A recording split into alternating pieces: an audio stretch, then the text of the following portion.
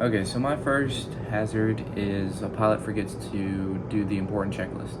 And one of the important checklists I'm highlighting for this activity is forgetting the landing gear. And so when I was in the Seminole, whenever you're in like a high workload or you just got a lot of things going on, like you're on approach, you're talking to ATC, you have other checklists, you have power, you have all these things to manage, and you might think your landing gear is down, but it's not.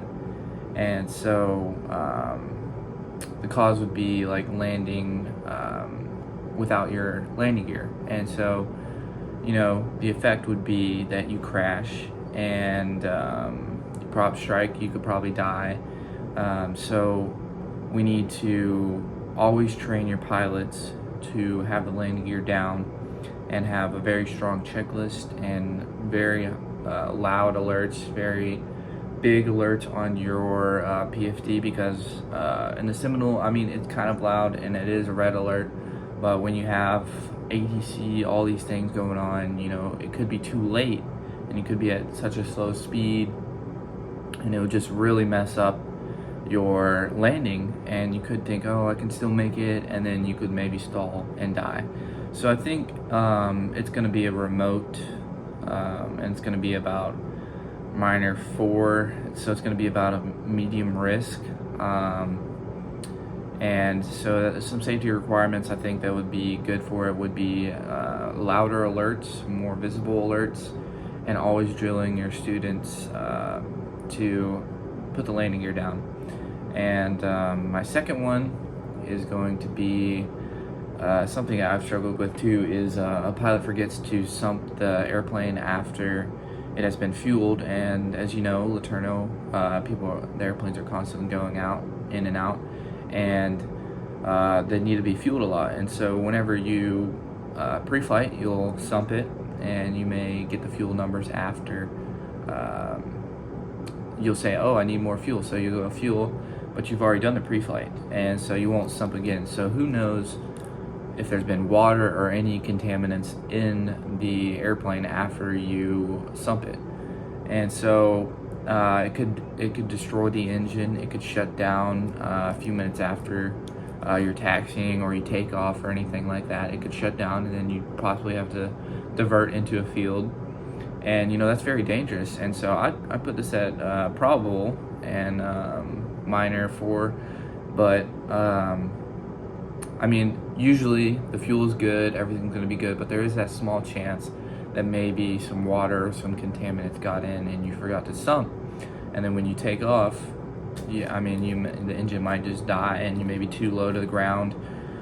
So it's very, I'd say it's pretty likelihood of that happening. And so we need to, implement these, because it's not really in the checklist. It's more of what your instructor says, kind of common sense knowledge. So we need to implement in the procedures in pre-flight to train the pilots to sump after fueling the aircraft, even if you've already sumped it, you yourself. So I do think it's a low severity, but there is that 1% chance that it could happen. And you may be in a rush, or you may just don't want to sump it again, because there's a lot of sumps on the Skyhawk. There's like 8 or 9, and so you don't want to re-sump it because you just did it, and you're just lazy. So I think discipline in the pre-flight is what needs to be done, and then telling pilots to sump after the plane is fueled. So I didn't really know that until like around the end of my private pilot training. So I should have learned that from day one, knowing to sump after that. And so after more encouraging discipline and pre-flight and telling the pilots that the plane needs to be sumped, I think it would go down to extremely remote and then probably minimal. So it should be really low after those. And then my third hazardous ID is not seeing certain equipment on the airplane.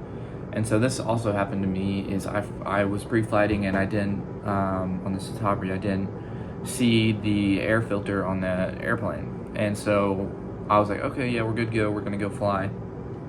But then my instructor came out there the first thing he noticed was that there was no air filter.